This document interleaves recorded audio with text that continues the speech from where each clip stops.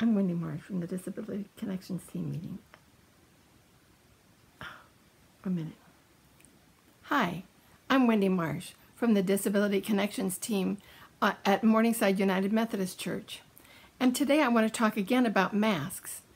Last time I made a video about this, we talked about how many disabled people, children, and anyone with very sensitive skin in the face might have difficulty wearing a mask, and how important it is to get used to it. So putting it on for maybe 5 minutes at first, and then taking it off. And then putting it on maybe 10 minutes this time, and taking it off. Each time you put it on, leave it on for a little bit longer. And that's how to become accustomed to eventually being able to wear the mask for as long as you need to. Now this mask that you saw me wearing, it comes with a hood, which I think is so cool, and it matches my dress, which I love, but it is not a good mask for COVID. The gaiter type of mask often lets air in and out, and the material is sometimes just not something that will keep out COVID. If it's that stretchy, like a bathing suit material, it's designed to let water or perspiration in and out for people who are exercising, and that means it'll let COVID in and out. So this is not a good choice for a mask to keep me or anyone safe. So goodbye to that one. Okay, now these other masks, I love these because they match dresses that I own, and I can feel so, matchy. But then I learned that it's not a good mask. It's one layer, and it's a sort of a t-shirt material. If I hold it up to the light, I can see the threads in the fabric. Even if I doubled, and we are supposed to double masks now and wear 2 masks, but 2 of these would really only be about as good as 1 mask. So these I'm saving for just a top layer for a really good mask underneath. Now good fabrics for masks include silk, the kind of high quality quilting fabric, and any fabric that, like on a pillowcase, a really good pillowcase that feels comfortable on your skin all night long, that would be a good mask material. It's not going to let air in and out. This one is silk, and we also want a good fit and a wire. This one has a wire at the nose, so it's a little bit bendy, so it'll fit here, and it has a pretty good fit to my face. The problem for me is these long strings. Now some people don't like elastic around the ears, so they would rather tie it on, but for me that's too much trouble. My daughter's going to sew me some elastic loops for my ears on this one. And then this could be one of my 2 layers. This one is silk, and I love the look of it. It's got the nose thing, but look at that. It doesn't go around my chin, so air can come in and out under the chin, and that's not a good idea either. If you try on a mask and blow and feel, can you feel air coming out under your chin or on the sides or by the nose? Then you know you don't have a good seal on that mask. Now this mask has embroidery. If something is embroidered, that means a needle has gone in and out of that fabric many times. This one is lined, which is important. So it's a good quality quilting type. And there is a place to put either a folded napkin or something that would be an extra layer of filter in there, or just a regular filter. Now, many people find that having a mask right up against their mouth is uncomfortable.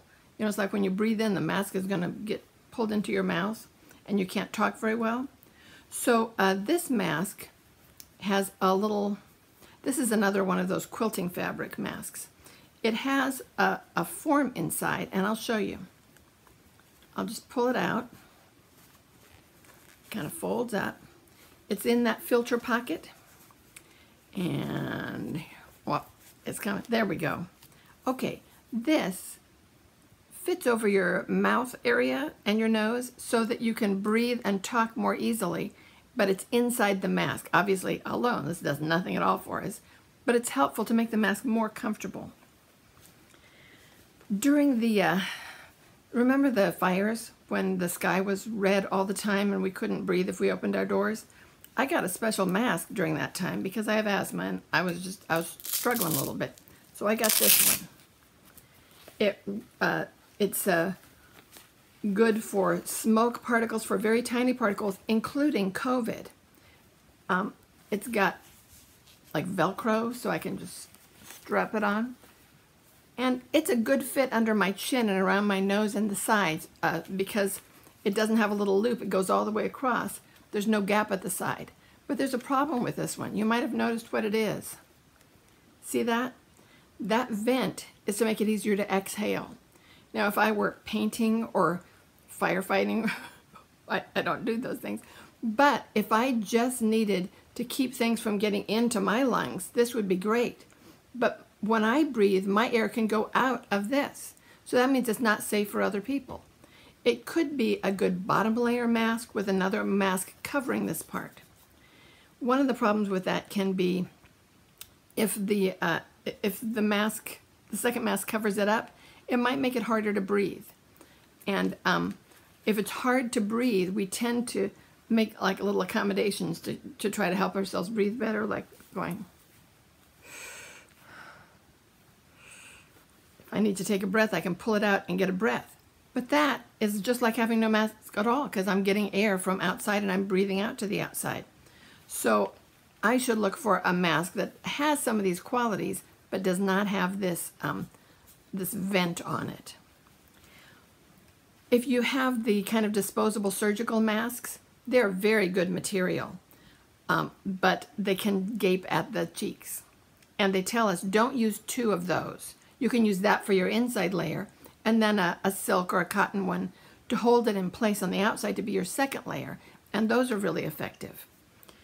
They also have, and if you have masks that are great in many ways but have some place where they gasp and you just want to, where they gap and you want to hold it together, nylons. Just cut a little piece of this off and pull it over like a gaiter and up over your mask, and it will just hold the whole mask tightly to your face. Now, a nylon stocking on its own does nothing for COVID. You can breathe in and out of that easily. What it does is just keep everything in place so that a gaping mask is no longer gaping.